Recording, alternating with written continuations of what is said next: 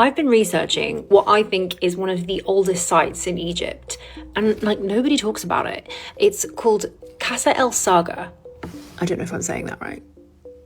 It's this like ancient temple site, which at first glance doesn't look like maybe much, but the more that you look at it, the more like confusing and mysterious it is, and the more that no one knows really how old it is or what the hell it was for. First off, it's massive, as in like 50-ton plus blocks. Look, for size reference, that's like a man. And you can see the entranceway is like 2 men. So huge blocks, and the style, huge like megalithic style of brick. It uses that really swanky building technique where they literally carve the brick around the corner of the building, which apparently is really good for like earthquake proofing your temple. I mean, this thing's been here for thousands of years, it's still standing, but you can see here like ever so impressive how they literally carve and shape it out. Very similar to what is in Peru, but also similar to what is in up in Cairo, about 100 kilometers away, with the Sphinx Temple, the Valley Temple. They do this stuff there. Another weird, interesting thing is that there is not an inscription in sight. This is a completely bare, there's no hieroglyphs, there's no pictures, there's no decoration, there's like nothing. It's completely bare, just its beauty is in its minimalism. 1979, there was some like excavation work around, and they found some pottery and some grains and things that dated to the Middle Kingdom. So they were like, oh, it's a Middle Kingdom structure.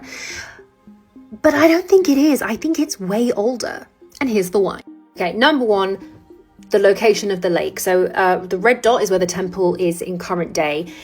This is a lake that's still there today. It was an ancient lake that was much bigger back in the day. And you can see today it's like literally out in the desert. It's why not many tourists go there. It's kind of quite far out of the way of anything. But it is very far away from the lake. However, it was... when we go back to the Middle Kingdom, it was still really far away from the lake, because even by the Middle Kingdom, it was only about 14 meters below what it is, no, above what it is now. So really, you've got to go way back to like Old Kingdom or before you get to anywhere near the lake meeting the location of this temple. And there is evidence that it would be by the lake, situated by the lake. So that's a big tick for not being in the Middle Kingdom.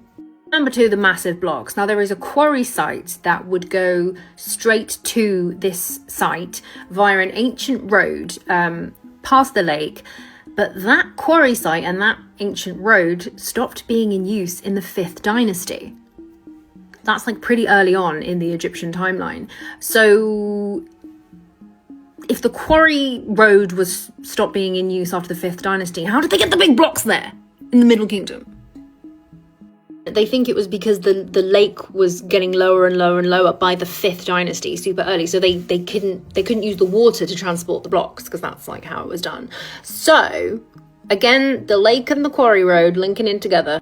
Some of the particular stone tooling things as well are super reminiscent of other super early kingdom Egyptian stuff. So you've got like the massive drill holes, and particularly this very cool technique that they use on the front of these old granite boxes, which they replicate in the temple.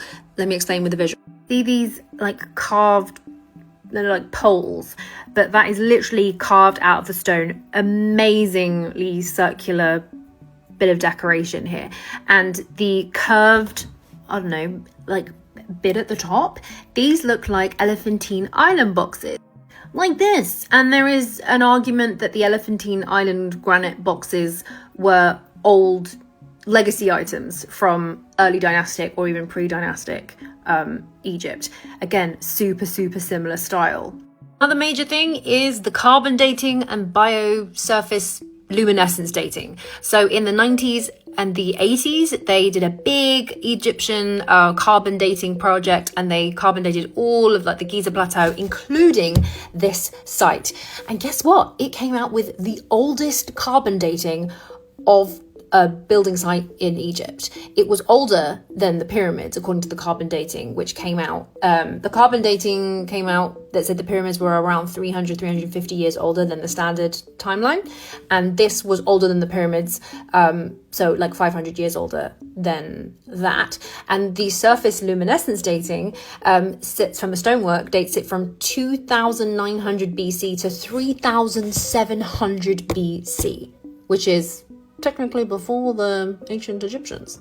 So I think all in all that we need to reevaluate and do way more research onto this site.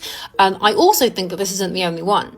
I think that this is one of many that were most probably still currently intact but buried under the Sahara Desert.